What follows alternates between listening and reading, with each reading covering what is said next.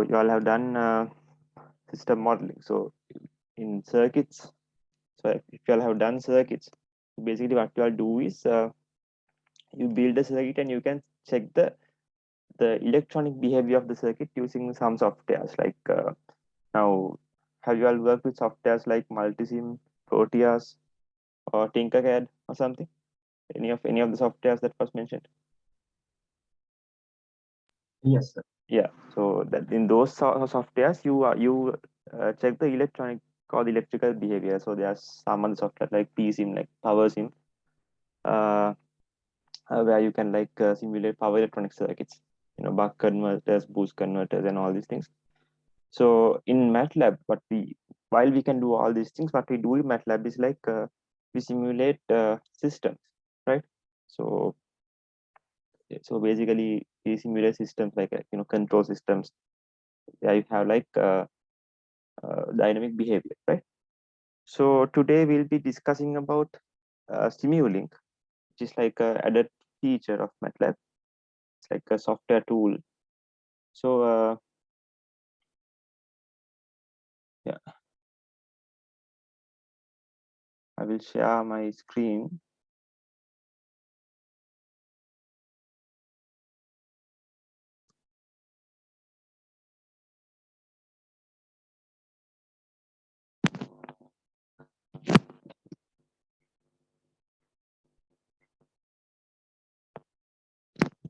Can you see my screen? Yes, sir. Yeah, so right. So this is the MATLAB interface, right? So today in your lab, what you'll have to do is it's a very short lab actually. It's like I think you all have covered PID controls and signal for lectures, right? Yes, sir. Yeah. So actually, what we'll be doing is we'll try to tune a PID controller using the Siegler-Nichols method, uh, and we'll try to find the parameters like the KP, KI, KD parameters using the Siegler-Nichols method, and then based on the continuous signal that we are building, we are going to transfer it to a discrete system, right? That's what we'll be doing. Like very simple. Just that the architecture. I'll be teaching you all the architecture of the system of the Simulink system uh, for like a typical uh, transfer function that you get. So you will have to alter it slightly to match your system, right? So please make sure that you follow the steps on how you implement uh, Siegler-Nichols control system, right? Before that, I will uh, I will do a recap on Simulink, right? Because I think you all will be needing. So you guys are from the final year, right? So Yeah. yeah, so you'll be using Simulink quite extensively, sometimes in the industry, especially if you go to a controls design or automation or sub-areas like robotics, right? So robotics is like an area now. That's the area that I'm actually involved in. So it's the area which we use control systems, and for control systems modeling, we use Simulink quite extensively, right? So to start Simulink, uh, still people entering, right? So depends on the version of MATLAB you have. So you might have this is the 2008 version. So 2018, 2016 and onwards, I guess you have this Simulink icon here, right? You can click that. If not, you can just go here in the command window and type Simulink, and you can open Simulink, right? So it will open Simulink. So takes takes a little bit of time. It depends once again on your processor. So if it's a good like a fast PC, it will open quickly. My case, it's a bit slow, right? So here you get the Simulink start page, right? So so like there are so many like modules like that they have already built, like the vehicle dynamics blocks with the HDL toolbox, the embedded coder, and all these things. So what we'll be doing is, now you can like use one of these pre-built models if you want, but in your case, what we'll be doing is we'll make a blank model from scratch, right? Right. So yeah. Now, so yeah, you are here in the, this is like the area that you'll be building your model. So so to plug the down, the thing is, now there are like so many blocks that we like, all these functions that you build mathematically. You don't have to like type now. You all have built systems in namescript, right? Where you type M code, and you give the variables, define the variables, you define the transfer functions, and if there's any uh, like so many linear equations involved, you uh, insert a matrix in an array form, then you input the data, and then you plot them. That's how you work in the like if you are going to type an M code. This is how we all have worked in the MATLAB earlier, right? I guess. But in Simulink, they have made it quite easier for you by introducing some libraries, right? So they have like pre-built libraries where you can just input these libraries into the system, into the work area, and you can like modify your systems. You don't have to like spend time building these libraries, right? So you go here, you can get these libraries, right? So there are so many types of libraries, right? So here some you have some libraries like they have mentioned saying that's commonly used, like multiplexers and integrators and all these things. Then you have continuous systems. Here you have the PID controllers, the transfer functions, the variable transport delays, and all these things. So these are actually what we use for most of the controls modeling. Then the dashboard, like it's like if you're by any chance, if you are making a display. Have you all worked with LabVIEW, the software? Yes, sir. Yes. Yeah, so in the LabVIEW, you can make a back end and the front end, right? So in the front end, you have all the displays and all these things. So it's something similar. So there's discontinuities here. Then there's discrete systems. So we'll be using one of the discrete systems here for today's one, the unit delay, and also the zero order hold should be somewhere here. We'll just search and get it, right? The zero order hold. So we'll be using these two discrete blocks today. So there's logic bit operators. Let's look up tables and model verifications, posts, subsystems, signal attributes, signal routing, things. It's like the outputs and the sources, like the inputs. Right? I think you guys are familiar with this. I'm just doing a recap for the people who are quite new to Simulink and who can't remember, right? So that is easier for you to like continue with the labs. Right. So actually, Simulink is like a block diagram environment, and what you need is you can build your system in a block diagram format instead of there are so many ways that you can model your control system. Right. You can model it as a state space system, like using the state space model. If not, you can go for the transfer function model, or if not, you can go for a block diagram model. So in this case, we'll be using the block diagram model. So we try to use this libraries to build the system in a block diagram model, right? Uh, yeah. So also a quick way to get the stuff is like you can type here, right? You can type here something, and you say you want a PID control, you can just type PID and you get it, right? So this is another way. Just double click, left click here, and you can you can get what you want, right? Right. So I think that's about the basics. So to continue with it, we'll try to build a small PID control system, right? So that you can like get an idea of how to build a normal general PID control system, right?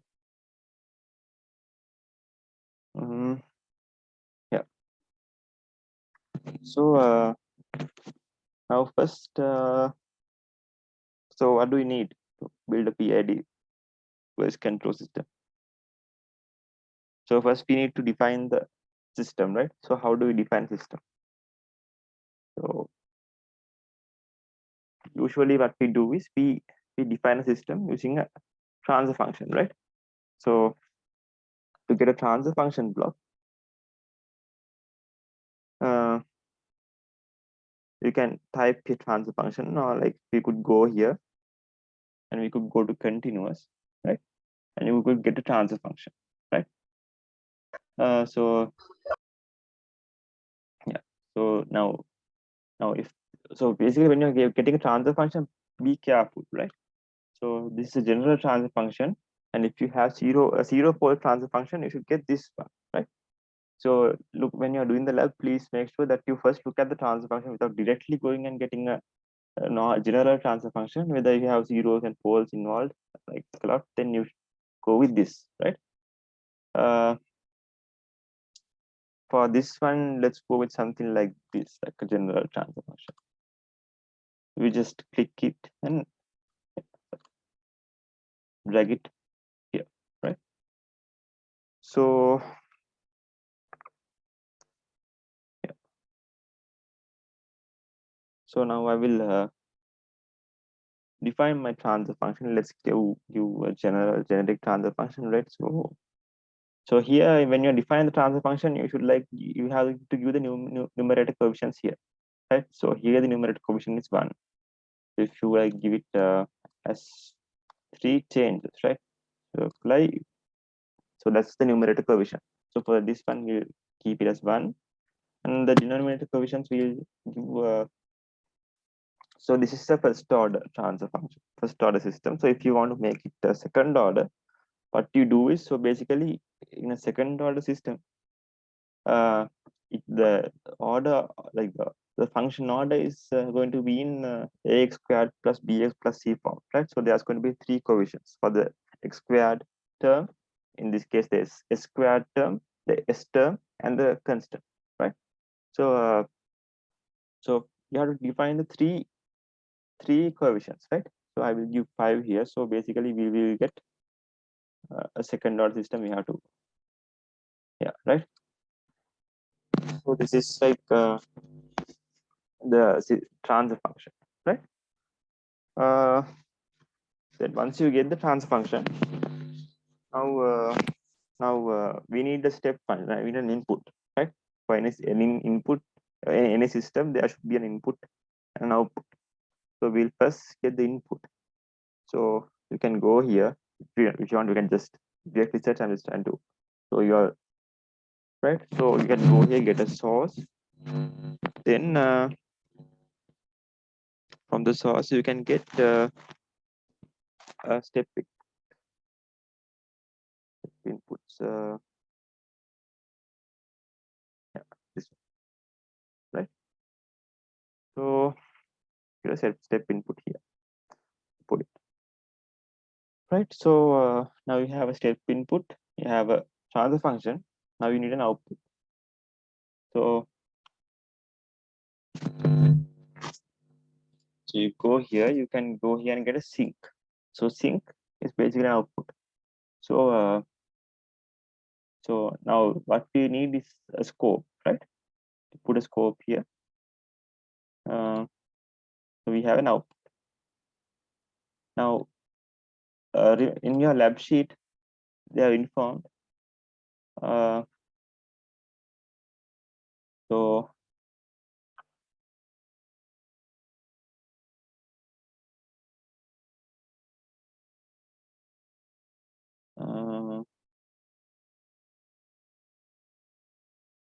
not here, but I think it was in the second lab then. So basically what they are saying is sometimes they require you to get your data from the Simulink workspace to your normal workspace, where you can like call the functions that you define here in your M script, right? So if that's required, what you need to do is you go here, and there's the SIMOUT feature, right? Where you can get data to your workspace. You can include that here, and you can just draw a line from here, right? So basically what you can do is whatever the data you get from here, so you give a step input here, you send it to this transfer function. The output you get, you can evaluate that here, and also you can like what do you call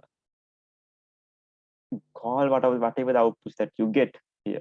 So basically, if this is y equals 1 over s squared plus 5s plus 1, so I'm just as an example, okay? Consider this just a function.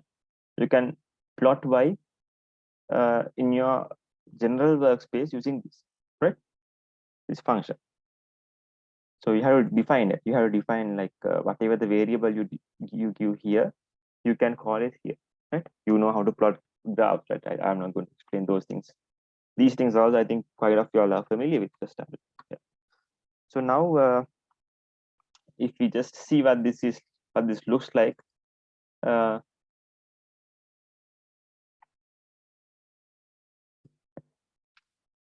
looks something like this, right?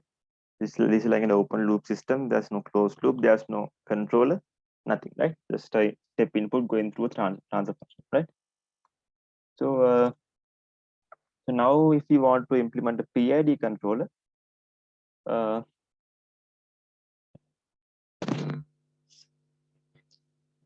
type PID here, and you get a PID control. Or if you want, you can just go to continuous and get the PID control. I'm not going to demonstrate it here.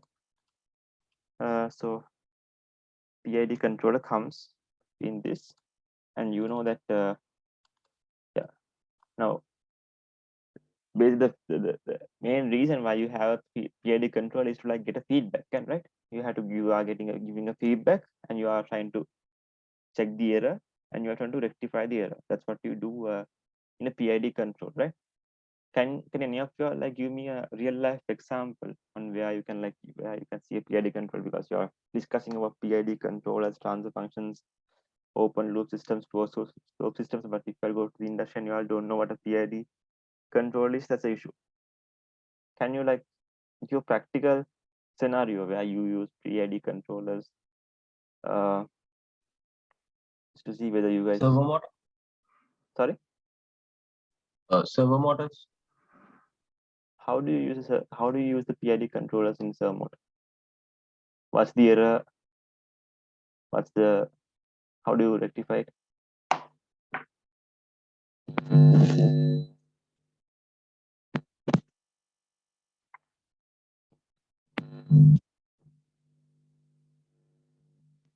Generally, within the servo motor, you don't have PID controller, but you can incorporate a PID controller to servo motor to like have some sort of a constant rotation, right? So let's say you are sending a drone up, right? So you are just flying a drone up, and then if your drone wants to stay 100 meters above the ground,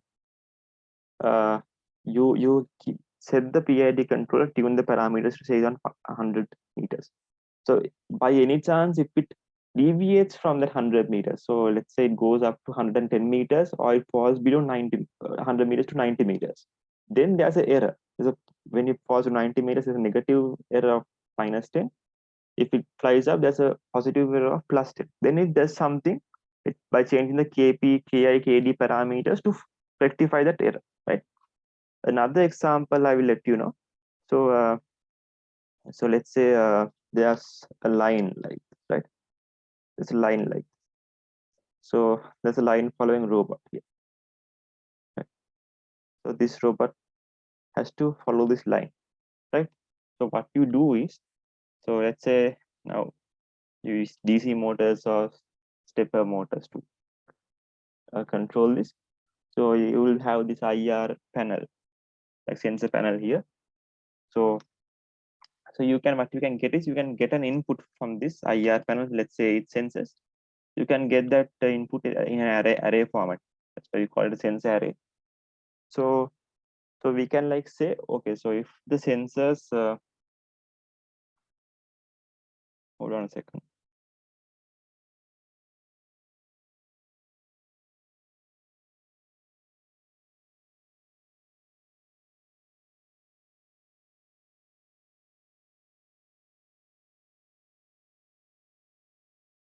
Hello, Ifat.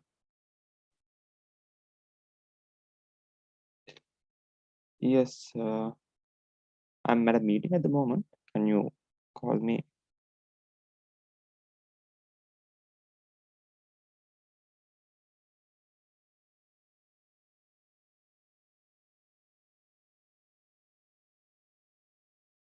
Yeah, hold on a second. Guys, give me 2 minutes, right?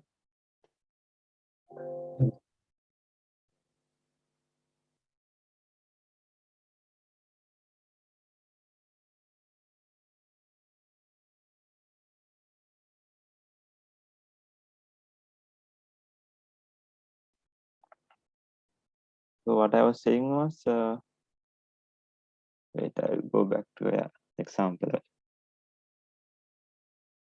So, so if there's a line and if there's a robot to follow it, right? So now, as I said, there's a sensor array here. So by any chance, if it deviates, like let's say you can like do some sort of like calculation, right? So based on how many lights, like let's say there's 8 IR sensors. So let's say 6, right? To save time. 7, right? So we are going to define like as long as these 3 sensors are black. Let's say the sensor is on a black line, it's 1. The sensor is on a white surface, it's 0. As long as these are 1, it can follow straight. Whenever this one of this becomes 0 and one of this becomes 1, it means that the robot has tilted to this side, right? Whenever this becomes 0 and sorry, this becomes this becomes 0 and this becomes 1, that means the robot has tilted to this side, right? I think you all get my point. You all have done these things. So so based on that, you can like measure the angle of the robot along with this line, as let's say theta. So based on the theta value, we can like this theta value is actually the error, right? So for the robot to move along the line, theta should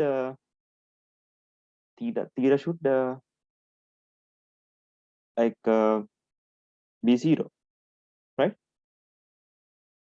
You'll get my point, right? Whenever theta is 0, whenever this angle is 0, the robot should move on the line.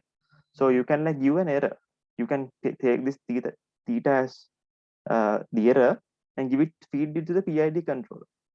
So the PID controller will try to make that theta somehow 0. So if the robot is like this, so it has this much of theta, right? So theta 1. So now the error is sent as theta 1. So what does the robot do to fix theta 1? It turns the robot left, right? So when it turns left, the theta is reduced. And if the robot is like this, now let's say this is the negative direction. Now it's a negative theta. So fix that, the robot is turned to the right. Right? This is how actually a practical PID controller works. So a PID controller, to operate like this, we need to tune it, right? The PID controller consists of three parameters, right? So it's like proportional, derivative, and integral. That's why we call it PID. So we change these 3 parameters accordingly. We tune it accordingly to like fit in the, like somehow power control system to be operational. Now, in the earlier days, what we used to do was, when we had a system to make it to tune it, we use a trial and error method, where you plug in values to P, KP, KI, KD, and see what the outcome is, and we do it for like months until you get a favorable response, right? So let's say you have a system like this, right? But you expect a system like just ignore my handwriting. It's quite. I'm not having this writing pad. That's why. If you want a system like this, you have to counter these overshoots and all, and you have to so when you give another PID parameter, you might get a system like this first. You might get a system like this where the steady state error is quite low. Then you alter these and somehow actually get the system, right? So that's basically how a practical control system works. But this trial and error method is not actually working, right? So what you do is you need tuning methods. So people develop certain tuning methods to tune a PID control. So one of the tuning methods that people developed was the Siegler-Nichols method, right? The Siegler-Nichols method is one similar method. So that's all. Now,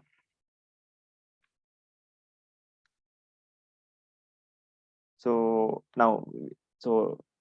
before we go to the Siegler-Nichols method, I will tell you, like in an industrial level, if you get a system and you are asked to tune the PID controller, the best option is to use the auto tune option of Simulink itself, right? So I will just tell you how to do the auto tune of a system, and then we'll go to manually implementing the Siegler-Nichols system, right? So now if you want to rectify the error, you need to go here and you get the meta operation, and you need this one, right? Need this, the sum, right? So the error needs to be reduced. So you can go to this sum icon and you can make this negative, right? So then you can get the feedback from here. So this is the output. You can get the feedback from here, right? So now this is a closed loop system. Now this is a closed loop system, right? So now if you look at this, look at the controller inside, you can see the values, right? You can go to the PID controller here, double click, and you can see the parameters given. So the proportional, the KP is 1, KI is 1, and KD is 0, right? So now these are arbitrary values given, so we'll just simulate and see what the outcome is. So yeah, so this is the system based after the PID control, but this is not actually a very stable system, right? Not a very good system.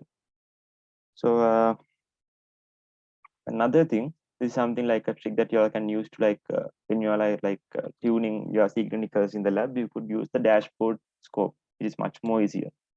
What you can do is you can click here. You can type dashboard, right? You get a dashboard scope, right? So what you can do is you can click here and to ask you for the inputs. So you can get the output line from here, right? From the transfer function, go into this scope, and you click here.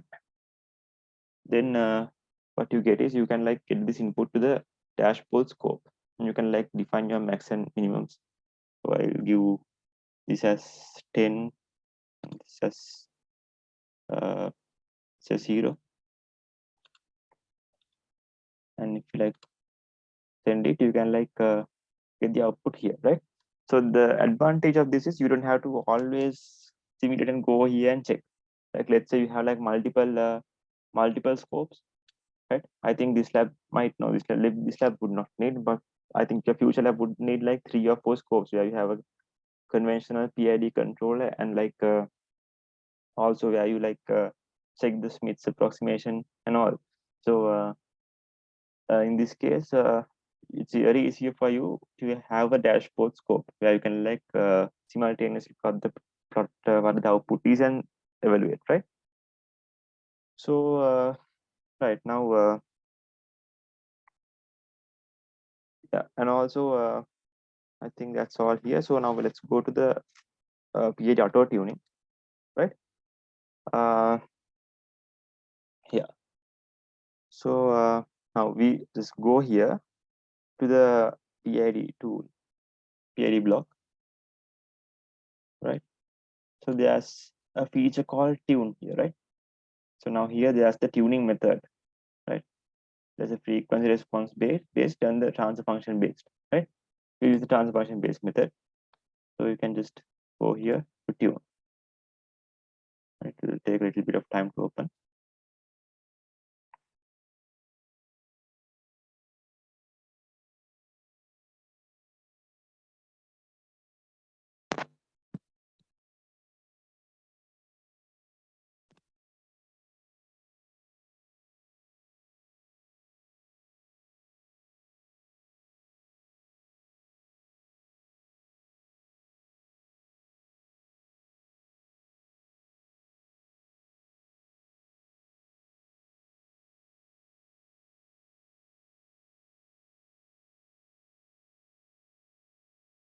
Right, so you get here the PID tuner, the auto tuner.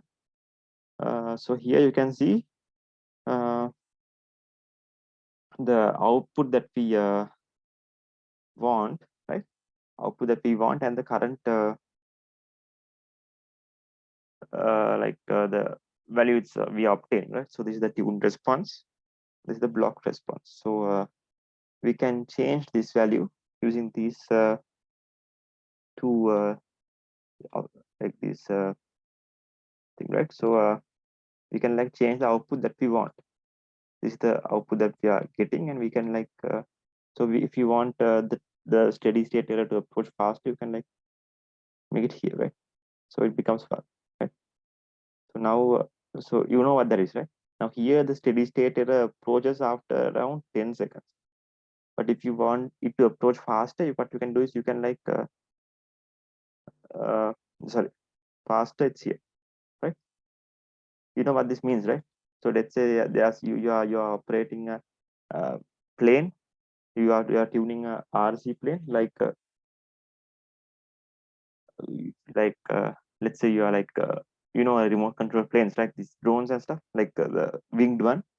So let's say now if at one point you are your plane is in the air, right? Right. So this is the plane. So I'm not going to talk about the pitch. I'll just tell if the plane is moving around this axis.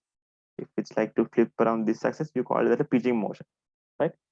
In the right there, if it's trying to bend forward. So if it's pitching and rolling and all these things, then what you do is if your system is like this, right? It means that it becomes stable only after around 10. But this is not very good for a flying system, right? So what you need is a fast steady state. So what you can do is you can get it fast, but this can't also have some huge overshoots as well, because it would like invoke high vibrations and unstable system. So let's try to get our system and the transient behavior. We can get the transient behavior to be very aggressive, or we can make it like smooth, right? So now what we're getting is quite a smooth. We'll slightly reduce the steady space, steady like the make it a bit slower. The time it takes for the plane to get into the steady state.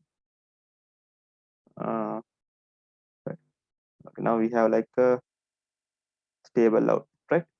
So somewhat stable out. Right. So now what we do is we have made the adjustments, right? We have made the adjustments, and now we can like update the block. So we click here. Now it starts tuning, right? Now you get the system that you want. Now the output is same as the one we want, right? Now if you go here, if you go to your PID block, they have defined the PID parameters, right? Now they have defined the PID parameters. Now you can see now these values will you ever guess? Right? I don't know the significant figure of this. Like it has like so many decimal places. So we would have never guessed this if we did this by trial and error, right? So this is completely impractical to get this, right? So so what you can do is you can just the output system, right? This is the output system that we have got earlier. Now we can like I think yeah, so we can like implement those values. Now if we run this, you will get that system, right? So this is how you basically tune a PID controller, right? In an industrial level, you are given, you can model the system using differential equations. You build the transfer function, then you can like put the transfer function into Simulink, and then you can tune the PID controller. You get the stable system, right? It's very simple. So this is how you do normal normal tuning procedure using the auto tune. If you all have any questions up to this point, you all can ask, right? I hope that you all have like a basic understanding of what a PID control is and how to tune it, right? So this is what actually you need, not just the theoretical knowledge, but how to actually practically tune a PID controller, and how to the importance of a PID controller and where you use it, right? Right. Now today we'll talk about Ziegler-Nichols. So now here now you don't always have the liberty to use the auto tune method. For some systems it's very hard for you to use the auto tune method. Sometimes no matter how you try, how hard you try, you can't set that you can't like your output. Now here this output now this output you have to set, no, because you have to set the output, right? You have to set the output here, right? So there are some systems where it's very hard for you to set a proper output, right? So so what you do is like, then what you have to do is you might have to go for some sort of a mathematical method, right? Where you can calculate the output that you require statistically and to fit in that, right? So that's one, right? So so when you are trying to do that, you might need much more advanced methods, right? So that's been methods such as Ziegler-Nichols. So Ziegler-Nichols is not that much of an advanced method. Like it's not like very much mathematically robust, but somewhat good, right? So once again, in the Ziegler-Nichols method also, what we'll be dealing with is like the main basic parameters. That's the proportional gain, the integral gain, and the derivative gain, like PID. But actually, the outputs of the Ziegler-Nichols procedure is not PID, right? You get the KP value, the TI value, the TD value. I think I'm just like going through the theory that you all have done, right? You all have done this for lectures, but I'm just trying to get you all to understand the underlying theory behind what we're planning to do. So there's the Ziegler-Nichols procedure. There's a procedure, right? We'll be following the procedure today. You all might have discussed this once again in the lectures, but I'm trying to like go through the procedure also today. So now after you follow the Ziegler-Nichols procedure, you get three values, right? It's KP, TI, and TD. So using these values, I think you all have done the lookup table method, where you can there's a lookup table where you can like check, compare these values, substitute them in different relationships, and find the KP, KI, and KD values, right? That's exactly what you do in the Siegler-Nichols method, right? Right. So what's the Siegler-Nichols procedure? What's the Siegler-Nichols procedure?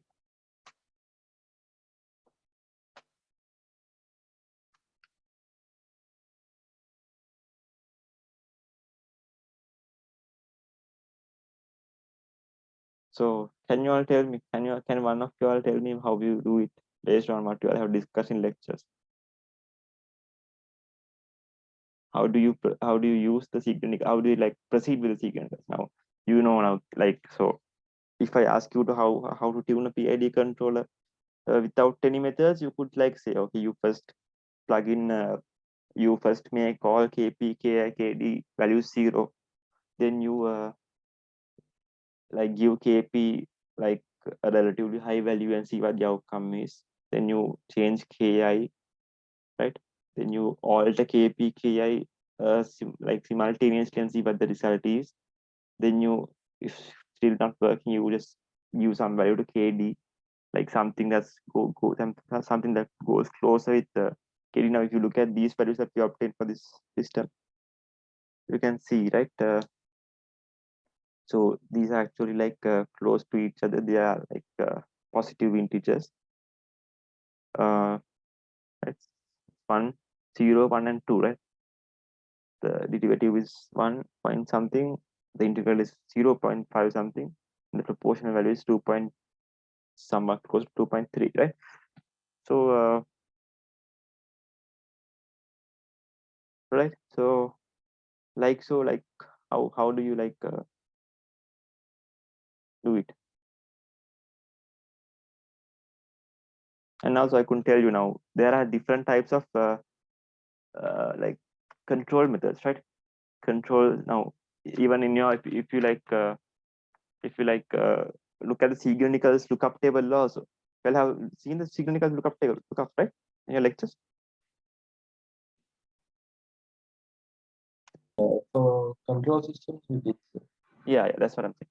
So you get a Siegler-Nichols lookup table like this. So now like you get the, what you get from the output is like this KP, you get TI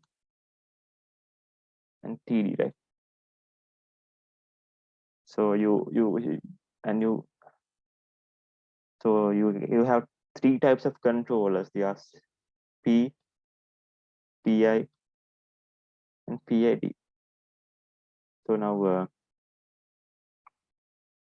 this is like, if you can always like go with the proportional part, and like you can like, this is one system. Now this is one system, right? You can find these 3 values, you can plug these in and find the P system, or you can go with PI system or the PID system. You can do the same thing on auto tune as well, right? You can just go here and you can like change the type of controller here, right? You can like select P, PI, or PID, right? Yeah, right. So I think you all, I will just remind you how to do the Siegler-Nichols one, since you are not familiar. So first, let's build a manual PID control, right, without the PID block. So since we need the, for us to implement Siegler-Nichols method, we need the manual control block, right? So right. So I will delete this, I guess, right? Delete this, and so now, how do we build a manual control system? Manual PID control. So we'll once again get the step function, right? You get a step function. We need a step function. Then we proceed with how we deal with the Siegler-Nichols method. Without just building this, I will explain you how to proceed with the Siegler-Nichols method. So first of all, what do we do in a Ziegler-Nichols method? How do we like how do we start with the procedure? What's the procedure? There's like I think 5 or 6 steps of the Ziegler-Nichols method. Now you all have the exams in 1 week's time, right? You all should know the procedure.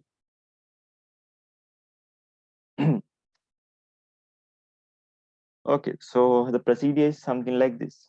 So initially, let's say you have a system, right? Let's say you have a system. We'll build the system. With the transfer function.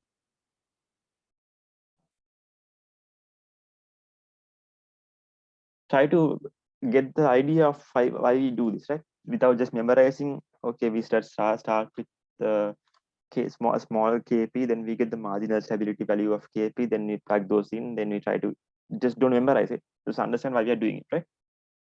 So it's easier for your exams as well. So let's define a controls like a transfer function. Let's say this put numerator as 4. Say it's a second order system. Let's say 1, 8, and 8. Now for your system, now I'm not going to do the exact system that you all have done. It's going to be useless. Then you all don't have anything to do. So in my case, I have put the transfer function like same architecture. Just the tuning values changes for you all, right? So I have used 4 over s squared plus 8s plus 8.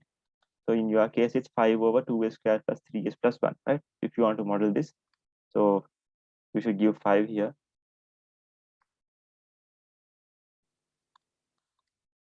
Plus 2s plus 2s squared plus 3s plus 1, right? So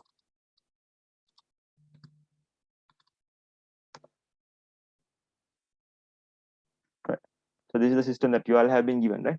So when you are doing it, you do it for this system. But for now, I am not going to do the same thing, right? So that you all can like get different tuning values. So I will go with this system. Sorry, let's go with the higher gain. Then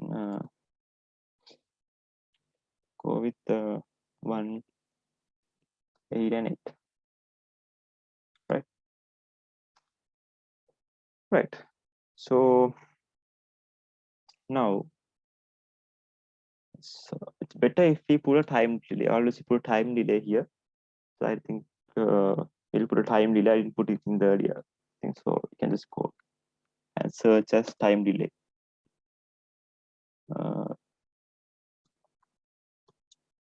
Variable time delay.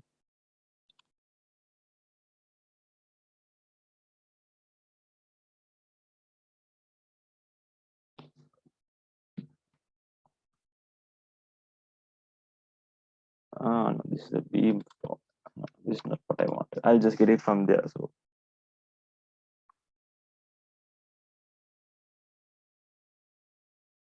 yeah, the transport delay actually. So I'll get a transport delay here.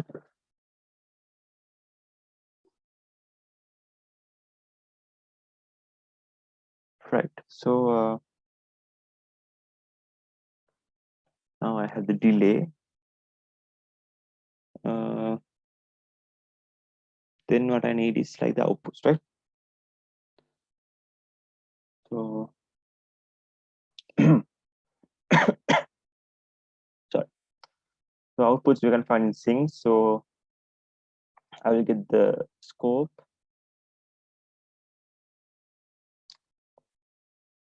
And also like also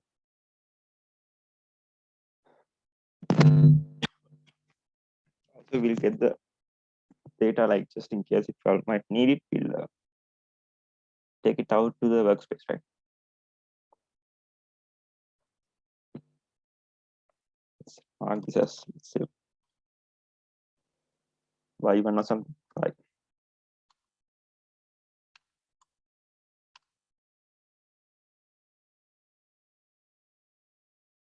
Right. So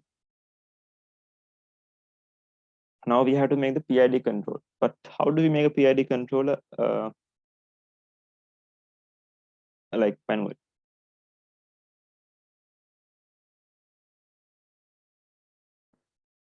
What are PIDs? What are the values? What are they? Now there's a block. Now if you're going to make it manually, how do you make it?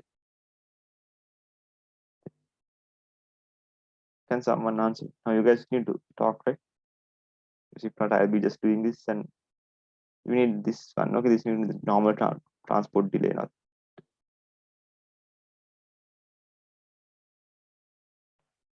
How do you implement the PID system manual? What are the what is the PID control? There's three gains, right? Three gain values. So what you can do is you take a gain. You can get a gain here. But for now since we are going to we're going to build a PID controller once again, we are just doing like go with the Siegel-Nichols method, right? So in your lab, it first asks you to design estimate the gains of the PID control. Uh, so you do it. So the first step of a Siegel-Nichols method is to like find the KP value where the system is marginally stable. What do you mean by marginally stable? What is a marginally stable system?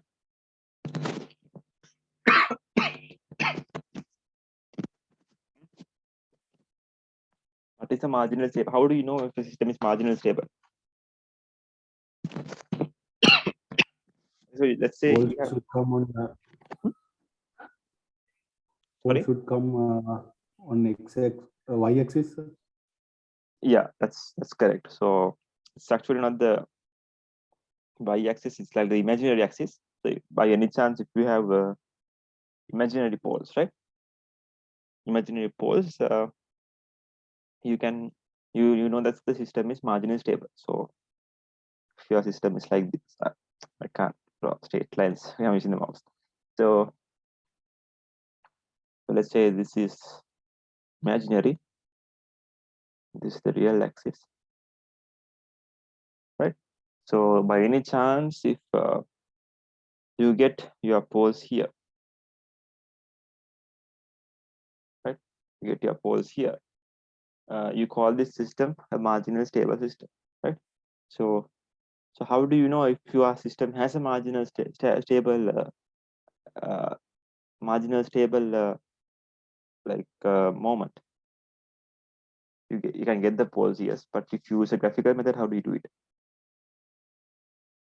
So if you look at the output of the system, right? If you look at the output of the system using the scope, and your system is somewhat like this, right?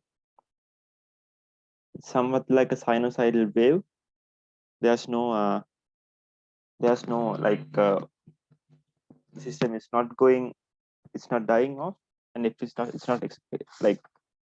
uh, like if the system oscillates, right? So you can have systems like this. Yeah, the system starts like this and ends like this, and you can have systems like this where it grows or explodes, right? Starts like this and goes like this. So in a marginal stable occasion, the system just oscillates. Now if you look at the peaks of these or the amplitudes, they are the equal, and these are the exact opposite of them. So it's basically like a sinusoidal wave, right? So that's the system that you call a marginal stable system, right? So now what you're trying to do is in the Siegel-Nichols method, first thing you have to do is for this given transfer function, uh,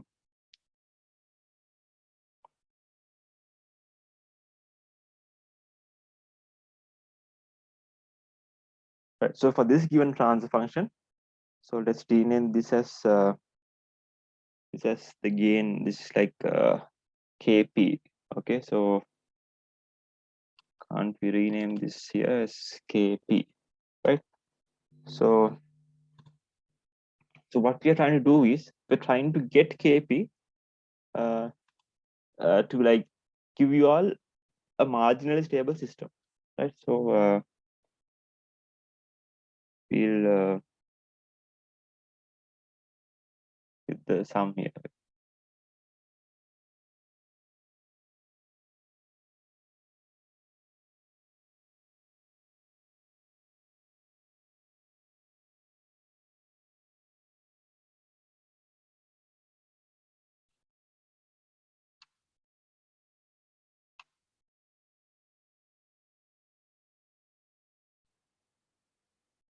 You get the feedback from the output.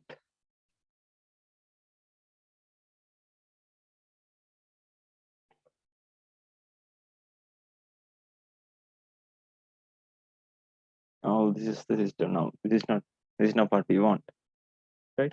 We need a marginally stable system. So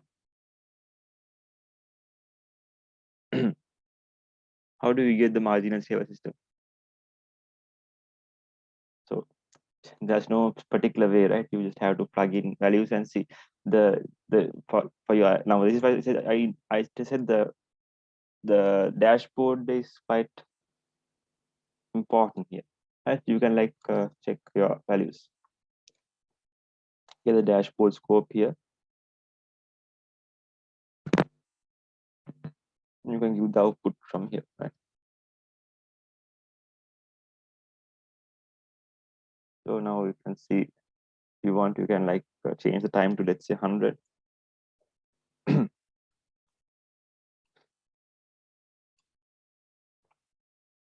So now we'll change the gain and see. We'll give something around 25 and see.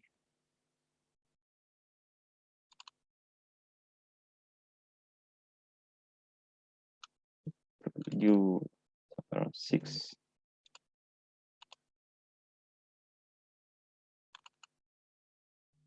Points on.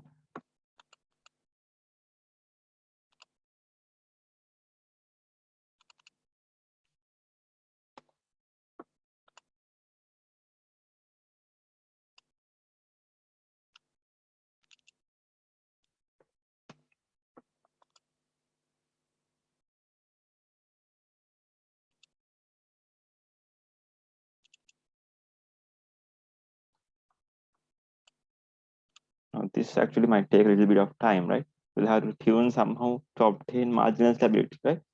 So now we do 3.2.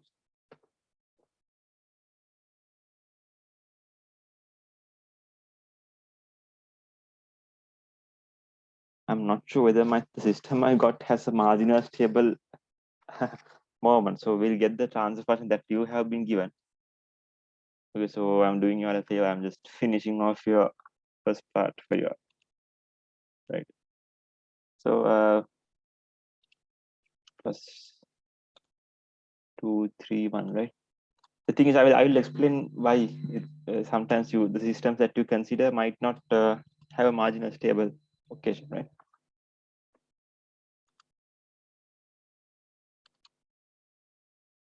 This system is what you all have been given. So let's plug in somewhere around 1 and see first.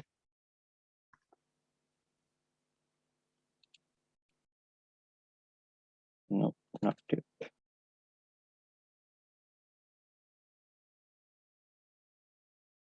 We'll give around 0.5. I have to change the sum here. That's also a problem. I forgot that.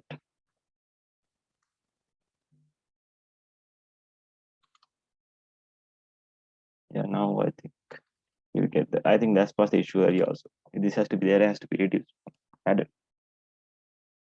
So we'll give around 0.1 and see.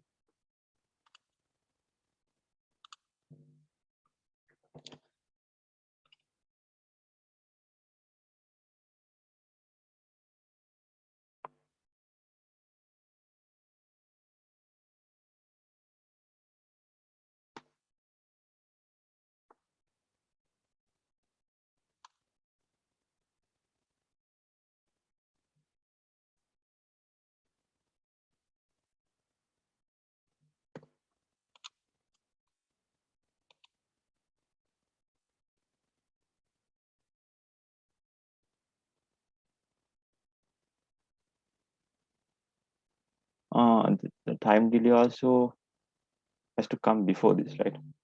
Small mistake there. The time delay has to, like, I mean, there's no point of like reducing the outputs time delay, right? You have to the time delay here, the transport delay. That also needs to be rectified. If you see any issues, you have to show me, right? I mean, this is like obvious. I mean, you can't like, there's no point of having transport delay for the output. So you have to give this.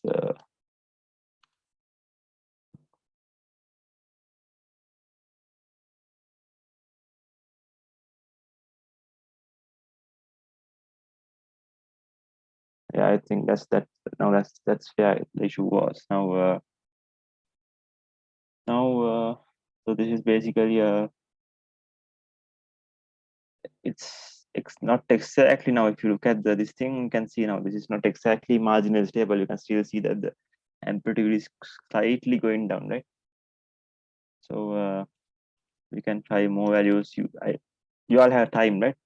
So you all can plug in some values and see where this is actually your system that you all have been given, right?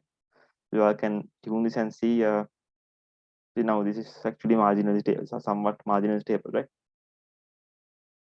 Almost, right? Almost marginally stable. So now from this, how do you get it? How do you proceed? I mean, how now? Okay, you got the marginally stable occasion, right? At Kp equals 0.793, right? At Kp equals 0.793, you got the marginally stable occasion. Now what? Now what do you do?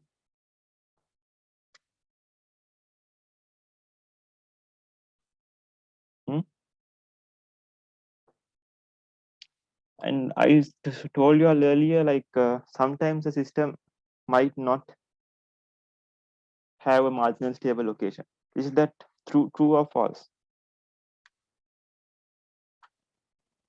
Can that happen? Can a system not have a marginal stable location?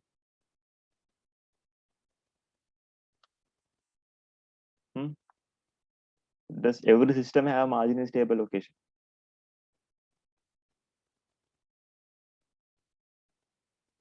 Now let's consider this system.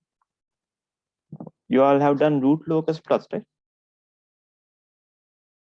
Yes. Yeah. So I have done root locus plots. So what do you get from root locus plot? So let's say I just draw an example plot here without a system. So you get it. Say it goes like this. So now here you can see that this is the behavior of the system. So the system has a marginally stable location here and here, right? Right. But let's look at something like this. Let's look at the transfer function where GS is equal to 1 over s plus 1. Right? In 1 over s plus 1, if you draw the root locus for this, you get the pole here at -1, right? S plus 1 means -1. So you draw the root locus. I'm not going to talk about root locus here. So I think I'll have done this enough for controls.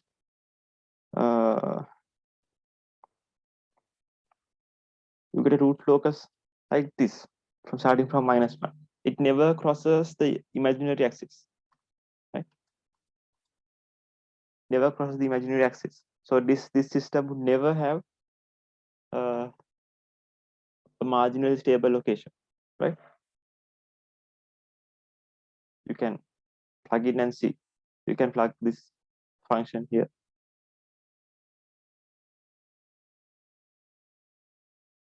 And see, right? You can plug this function here and see, giving certain values to the Kp and see whether you ever get a marginally stable location. You would never get it, right? Just because it doesn't have like poles in the imaginary axis. So this has some certain advantages. This Siegel-Nichols method has some certain advantages. We are uh, so basically it's very easy, right? I mean, you get the KP value, then you just plug it in and you tune to the KI and KD values.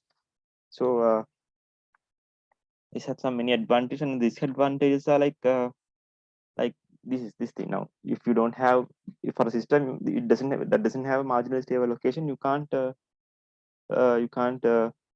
ever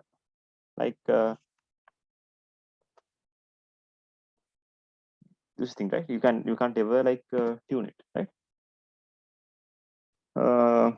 And also it does not require a lot of advanced knowledge, like where you need to approximation methods and all these things. You don't need, right? You don't need the approximation methods here. Just need to plug in and see. Yeah, so I think that's basically it about the advantage in this one. I can't think of other stuff. Yeah.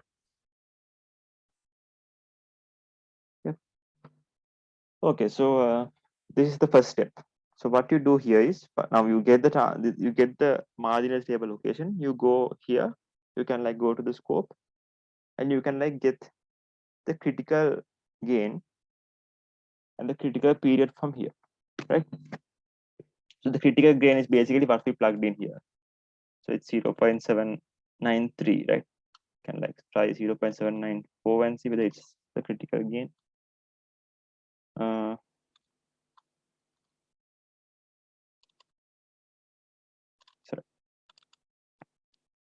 Or somewhere around 0.793, 0.794. So for you all already know the critical gain, but you all try something closer to that and see whether you all get a better response, right? So now that is done. So the critical gain is found, and the critical period, it's you can go here and you can see the critical period here, right? You can see so it's basically somewhere around now this 5. This peak is at 5 and this peak is at 10, right? So the critical period is somewhere around 5 seconds, right? Right, you all get my point, right? You all know, I mean, these are basics, right? Basic signals. So you know how to find the what do you call the period. So at the critical gain, when the system is marginally stable, so basically what you need to find is KCR. It's critical gain. It's the value that you give for the KP gain to obtain the marginal stability. That's 0.793.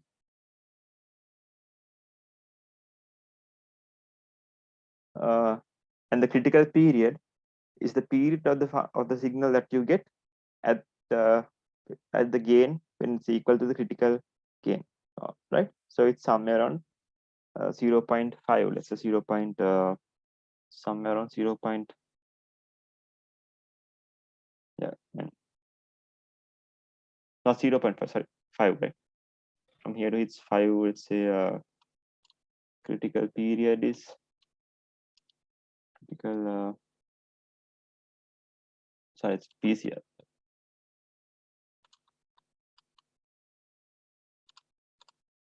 Critical period is somewhere around 5. 5, somewhat greater than 5, right? So this is let's say 5.5, right? You all measure this, so you can go to the measure function here, and you can measure the period, right?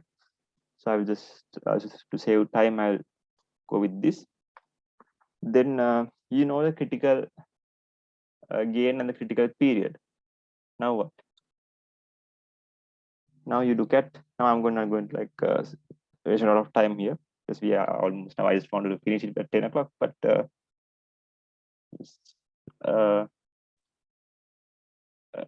you all have other work also, right? Okay, so now you all know the critical P and the critical gain. Now what you do is you go to the lookup table, right? The lookup table is something like this. I think you all have seen it in your lectures. So the values, of course, so look up table, you get the KP. KP, you all know, this is what you actually need. Then you get the TI.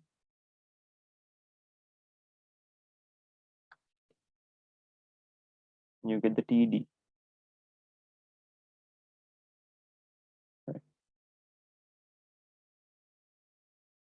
Right. So now these values are actually already defined by people who developed the Siegler-Nichols method. Right. So this KP is obtained by 0.5 KCR. This is for the P control, okay? Then this is undefined, this you put an infinity, and this is 0. This doesn't matter, right? Because now, yeah, the P controller doesn't just need the KP, right? The P controller just need the KP, so you don't need these values. Then for the PI controller, 0.45 the KCR.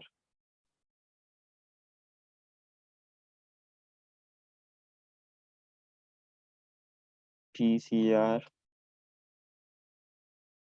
into 1.2. For PI, the D is not that important, so it's 0. For PID controller,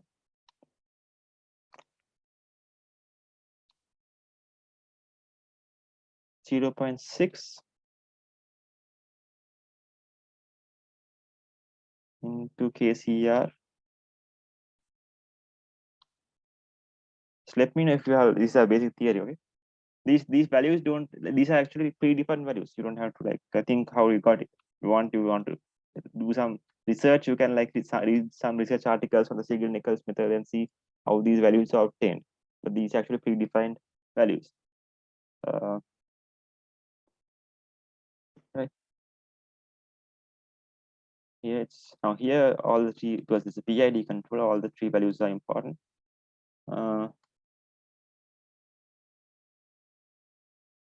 TCR. Right. Now based on the controller you can select the values. Now here we are mainly concerned of is like the PID controller, so you go with this control, right? So now if you plug in these values, now we know KCR and PCR, right? So KCR is basically the critical gain, so we got KCR as 0.793, and we got the PCR, the critical period, as I think it is 5.5, right? 5.5. This is we got from the signal, right? We got from the marginal stable system, this one, right? So now we know these things. Now what we just have to do is we have to plug these values, right? We have to plug these values. These values we have to plug here. This comes here. Now for the PID controller, you have to plug this KCR value here, multiply that by 0.6, you get the KP, right? To find the TI, we have to plug in the PCR value, this one. And to find the TD, add plug in once again the PCR value here, and you multiply by this, you get the KP, TI, and TD values. Now, now what you want is not the KP, TI, and TD values. What you want is you want the KP value, but TI and TD values are not what you want for the PID controller. You want the PI and PD values. To do that, there's a relationship being given between PI and PD. I will try to implement that here itself so that you don't have to like. So actually, KP is of course this value itself, right? KP is simply this.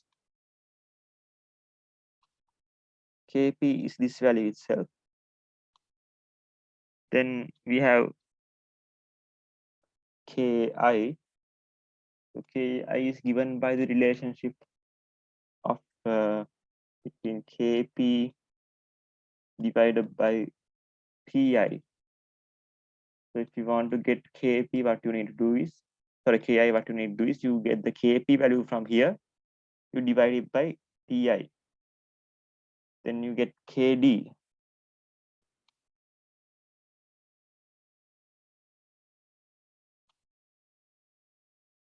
KD is given by the relationship TD divide into TD into KP, right? So you get the TD value from here. You multiply that by the KP value you get from here, you get KD. So now basically you have KP, K, and KD, right? So this is actually the PID parameters.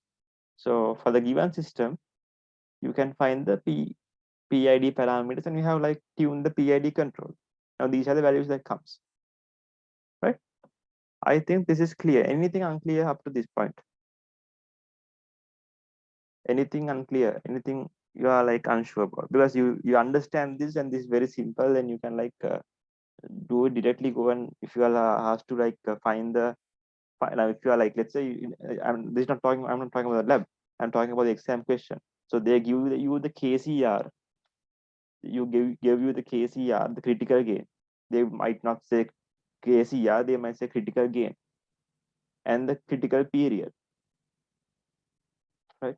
These notations might change, I don't know, but understand what these concepts are. KCR is the KP value when the system is marginally stable. PCR is the period of that signal, right? So this, in the question, they are give you KCR and KPR and ask you to find the PID parameters. It's very simple. Just plug these values in here. So for the PID parameters, you plug in KCR here, PCR here. You get the values. You plug it into these relationships. You find the KP, K, and KD. You can got the PID values, right?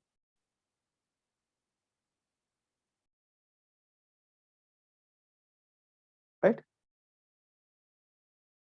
Do you have any questions? I hope you don't have any questions, right? So yeah, yes, Excuse me, sir. yeah.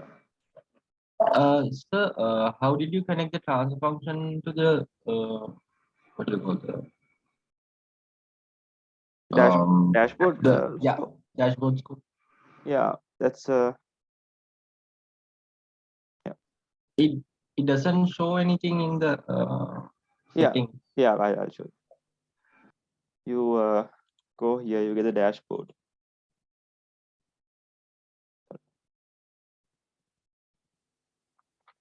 Dashboard scope. Then what you do is you click here, double click here, and you get this, right? So what you need to do is you have to now you don't like wire it. So what you do is you give the whatever the wire that you want to connect. So I want the output wire, right? This one, right? So it appears here. The wire that I connected appears here. Which is visual transfer function 1. So I click the connect tick here, right? So if I want multiple connection, let's say I want this and the input both. Now I connect these both. So the output comes in blue color, the input comes in orange color, right? And I could like define the maximum minimum ranges like this. Is it clear who the one who asked the question? Are you like or have you like Simulink opened? Yeah. I opened it, but I couldn't. Can you redo it again? Yeah, okay, sure. You click here on the dashboard, right? Okay. Then now here actually I have since I have defined, I start new. Okay, so now you get this, right? So now you get the dashboard scope, you double click it and you get this, right? You got this. Yes, sir. Yeah, got it. Yeah. Now let's say that you want the output to be this line, the output of the transfer function. You connect on the line, this line. Okay. Now something like this should appear. All right. Then you click connect here. Then now we have given the connection, right? If you click OK, if you run this, you should get the value here. I have to give the connection. Second.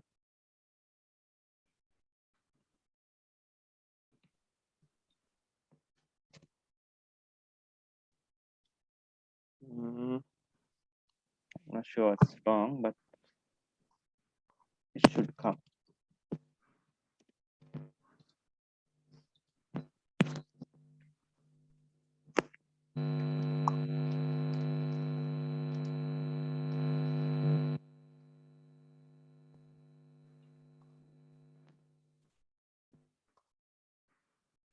Sure, the issue is, but you get now we are getting it, right? Try and see if you're getting the output. Yeah, I got it into the table thing, but there's an error saying that unable to resolve the name simulink.sta.signal. I don't know. But what's the error? Unable to resolve the name simulink.sdi.signal. How have you like renamed the file folder? Have you saved the file? Not yet, sir. Didn't save it. Try and see.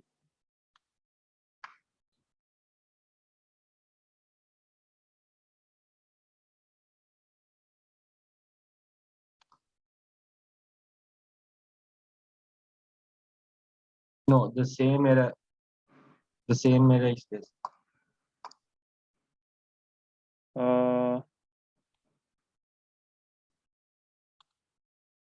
I will check and let you know what the error is. Okay. I will. I think this is this software. We took the license from LJME. So I think they have limited functions and things. Even the PID tuner doesn't work here. Right. Can that be the problem? Yeah, now in my case now, so basically at SIT Malabar campus, we have the softwares like the fully licensed ones, but now the one I am using here is actually like is a cracked version. So this is actually which I downloaded some time back. So now this is actually like a full package. So might be that might be the issue, because now the auto tuner obviously must be a version of the MATLAB. This is 2020. 2020, then obviously you should have down. My one is 2018, right? Yeah, So, this is 2021. so basically you should have the auto tune obviously in your setup. So maybe because of the limited functionality of your license, maybe you all have got education license, right?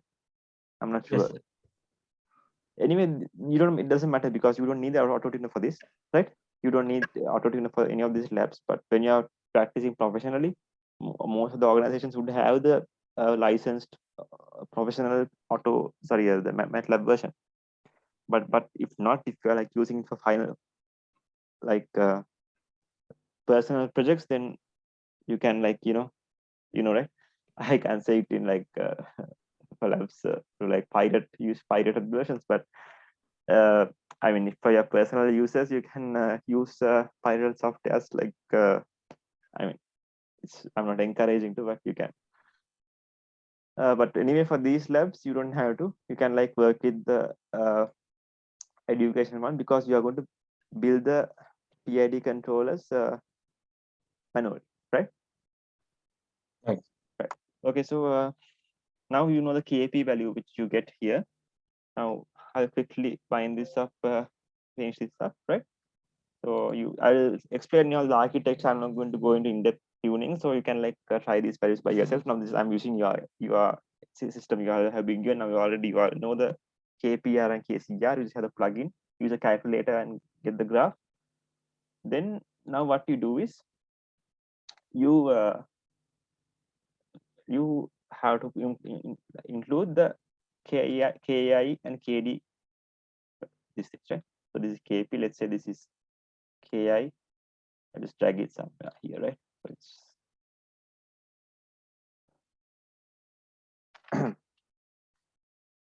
so KP here, KI, and KD here, right? So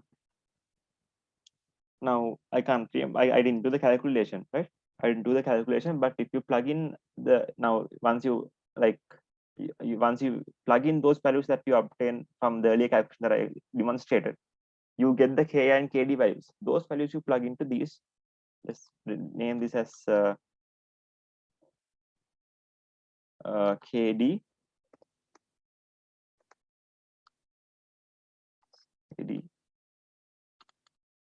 and this as Ki, right?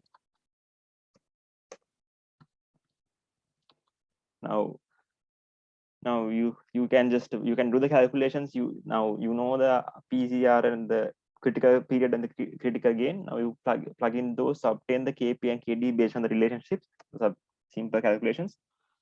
Then you can plug in those values to Kd and Ki, right? So the Kd is like a derivative, right? The Kd actually means the derivative. So what you need is so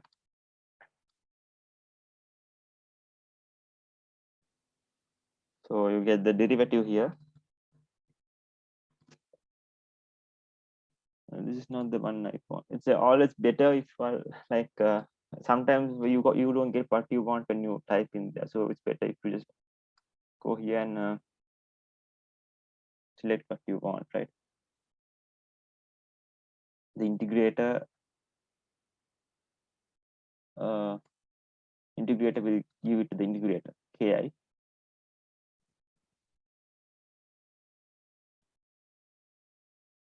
Integrator, and this comes from we have to get this from the gain itself, right? Kp itself. So this comes here, right? And gain, the derivative should come from here onwards. And then the derivative, I think this is du by dt, it's delta u by dt, right? So it's the same thing, right? So you get the derivative here, and now you can add the sum, which has three these things, right?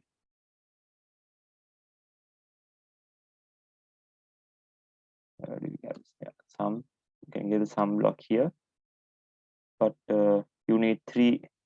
You need the Kp, Kd, and the Ki, right? You need to add all these things, so you can like add another sum here. So it will give you 3, right? It will give you 3.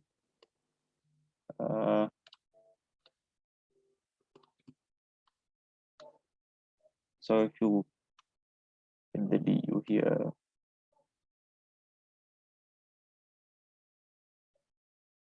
so integrate, it will go here, right? Now once you give these values that you obtain there, you will get a proper. Now this is actually a PID controller. It's a PID controller derived by gains. This is how you do it. So you can give the values here. If you like run this, I mean, here obviously you are not going to get what you want, right? You are not getting what you want. This is like this is not a very unstable system. So I have done it somewhere earlier. I have done this project. I'll show you what the outcome should be like, right? The outcome should be like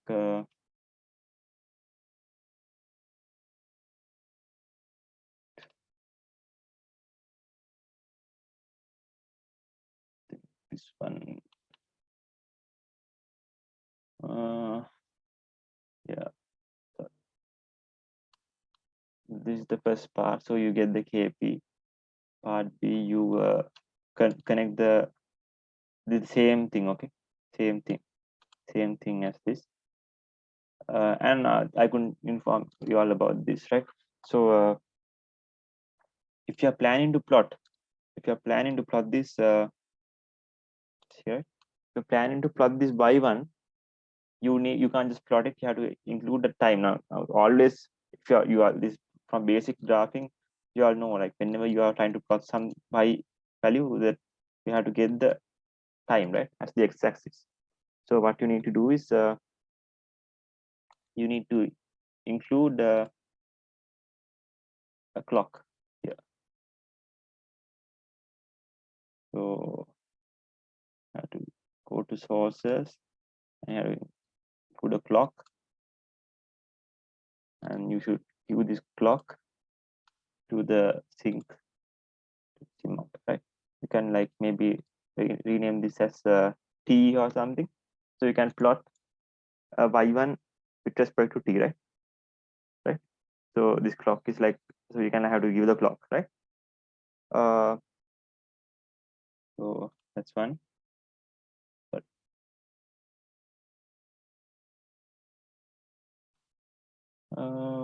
that's that. Yeah. So you can like this is what I have done earlier.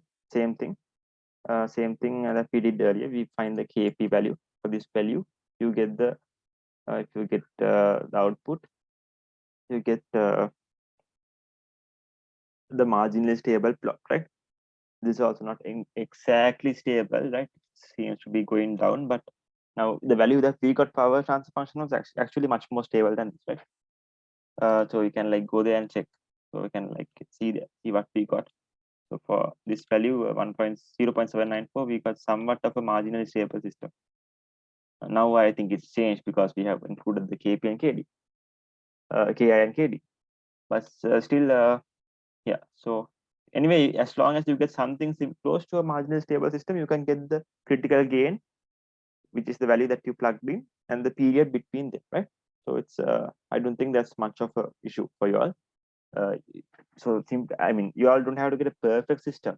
Now you can see, now once I plug in this KPR, and the critical gain I get from this, and the time the system I get here, right?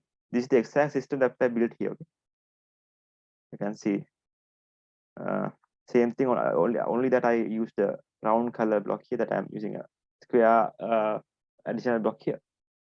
So if I plot this, the system should be somewhat like this, right? This is not entirely what we expect, because now here I have given the KPR value. The critical gain is not exactly perfect. You can tune it better, but to this is somewhat the graph we want, right? This is quite the graph that we want, right?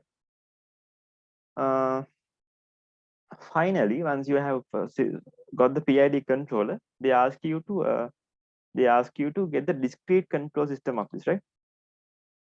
They ask you to get a discrete control system of this, right? Derive the yeah. They ask you to, like, I think they ask you to derive the discrete control system. Yeah, as a discrete PID control, right? So to derive as a discrete PID controller, you don't have to do much, right? Actually, you don't have to do much. You can like you can use the same system that you got here. The only thing that you need to do is how do you get a discrete control system based on your theory knowledge? How do you get a discrete control system? For this, how do you convert this? Are you all electrical or electronic students, or like you are doing both? Both. Both. So you all have done signals and systems, right? Or Yeah. something similar. So how do you get? How do you like convert So basically, a discrete control system is a digital. Analog to digital, sir? Yeah, it's an ADC. How do you do it? What sort of method that you use? Have you all discussed some stuff called quantization, sampling? Have you done something like that? Yeah. Yeah. Sir. So what we do is we used so there's a feature, there's a filter, like as someone mentioned properly, something close to an ADC. There some sort of filter called the zero order hold, right? We can plug in the zero order hold before the transfer function, right? I'll explain the architecture. You all know what to do, right? So basically, once you get the simply the same case here as you got, you can plug in these values. You can like tune this thing to get something similar, the graph that we got similar. After you get that, what you do is you change this to a discrete control system, right? So to do that, you before the transfer function, you need to add the zero order hold, right? Zero order hold. So zero order hold. Sorry.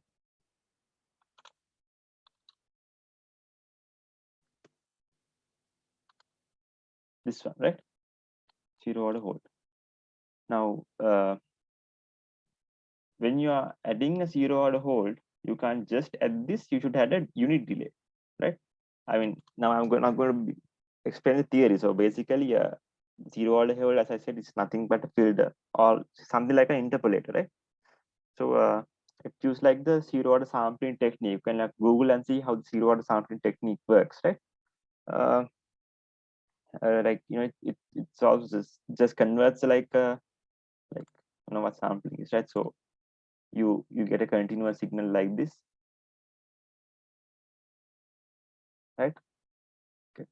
A continuous signal like this. So like you can define a sampling time as like, let's say TS or something, right? Sampling time as TS. So what you do is you change this is the time axis, right? You divide the time axis into certain blocks, like as TS. TS, this is so 0, this is 1 2s, this is T2s, 3 2s, 4 2s, like so. You can like divide this, right? 5 6 2s to go on, right?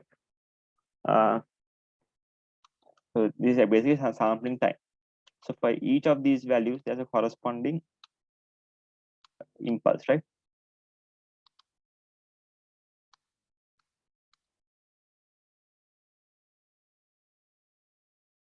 Each of these values, there's a corresponding impulse. So if you plot the impulses, you get something like this, right?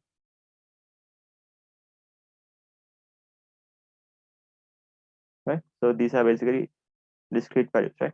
So this is how we do. This is how the zero order. There's something called the function that you can derive from this. You get a rectangular function of t minus sampling time. Sorry, total time divided by 2 divided by sampling time. You can like check this if you want, but it's not necessary. For this case, it's not necessary, right? Simply, if you want to just do it, it's not necessary. You can like put a zero order hold here, and then prior to the zero order hold, you should put a unit delay, right? Unit delay. So I think the unit delays are in. I can't remember where it actually was. Unit delay should be in discrete, right? Yeah, discrete. You get a unit delay. So unit delay needs to be added here.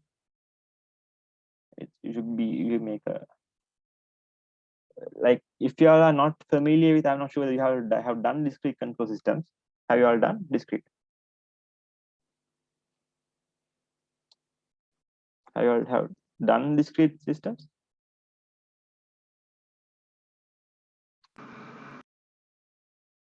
No. Yes. Someone? Simple yes or no answer. Hello.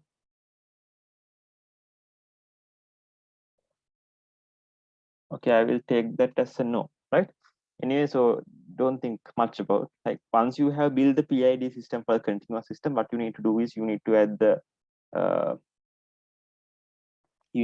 add the like the zero order hold, then you need to add the unit delay here, right?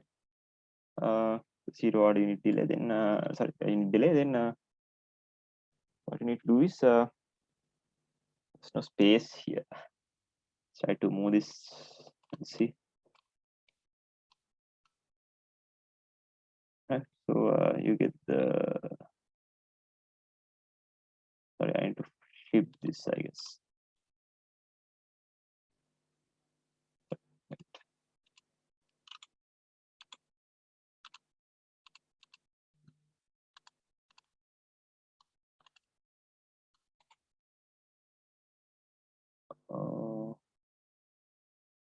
I need to flip this around, right? So you get the input from here with the output. This, right?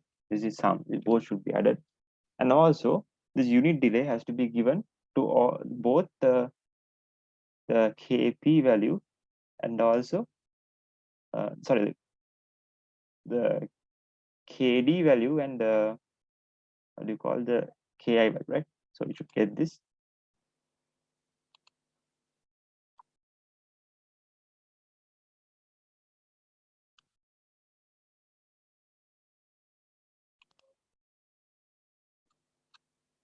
In this case, you need to flip this once again.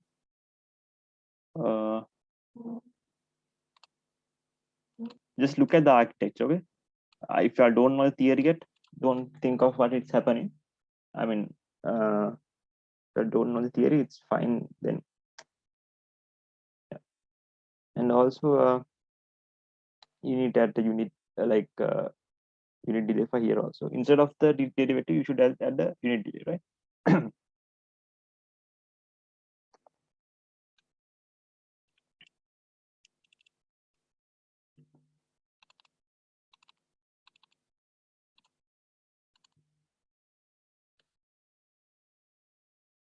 And you can also replace this value, the integrator, the unit delay.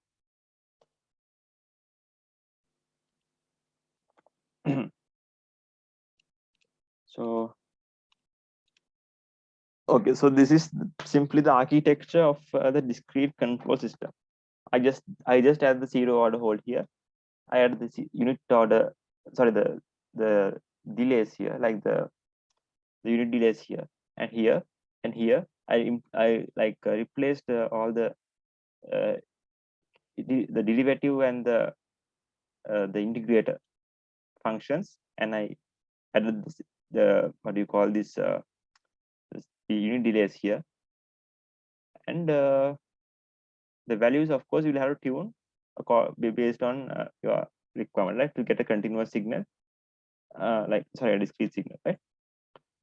So if you all have issues with this part, that is fine, that's understandable, because you all haven't done discrete theory yet, right? But still, if you all try to do something for this part, but the other parts, I think it's you wouldn't have much of an issue, right? You all just have to follow the steps and implement the PID control and tune it, right? Right. So anything else? Any other questions that you are unclear? You all can ask. And regarding the lab report and the submission, so I will discuss this with and inform the batch rep. Okay, I don't mind. I don't mind, like, because MATLAB now you all wouldn't need Simulink for your final exams, right?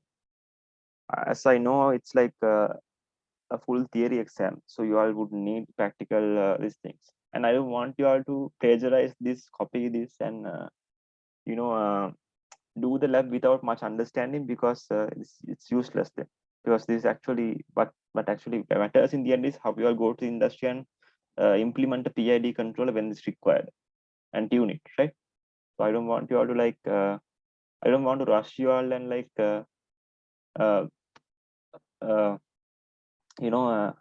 you all do plagiarize and do the lab without much understanding. Now, basically, someone can just do the same, look at the video and just implement the same system and tune the values to get the values. Now it's useless when you do that. So I just want you to do this by understanding the underlying theories, right? So I hope you all would do so. So I will discuss with Professor Migar and see if we can have the submissions after the exams. But if you all do it now I don't think it will take much time, right? Now the same time that I took, you all will take much more lesser time, because I had to explain also. So if you all want, you can just finish it now and submit. But I will discuss and let you all know within the day whether you could have the submissions after the exam. I will discuss with Professor Migar and tell you, okay? But Yes, sir. tentatively, just keep in your mind that the deadline is supposed to be in 2 days, right? Because this was actually supposed to be done in the lab itself. So it's if it was on campus, you all would have to do this in the lab itself and submit. But since you all might have to now we can't rectify your issues and errors, so you all will need time to discuss and figure those out. So that's why we are giving 2 days. But I will let you all know within the day whether we could have some sort of extension so that you all can focus on the assignment, right? I will let you know. So if Okay, you all sir. don't have any questions, I have taken an additional 6 minutes. I'm sorry about that. We can wind this up. And also the labs, we could have those in the weekdays. That's fine. I'm okay. I'm fine with that. Just let me know time, and we will be using the same meeting link. I have put this as a recurring meeting, so you can have the same link. Let me know for time. So tentatively we'll have Wednesday evening, right? Because Wednesday evening that we discussed, right? Yes, sir. It's Yes. okay. Yeah. We shall discuss with other students and inform you. Yeah. Just ask everyone, because now I think there are students who are working. So ask everyone a convenient time, because I don't mind. I don't mind even keeping it at 10 o'clock even. So you all discuss and let me know, right? It's okay, sir. Thank you very much. Right. Okay, then if you all don't have any questions, we can wind this up. Thank you everyone for participating. Thank you very much.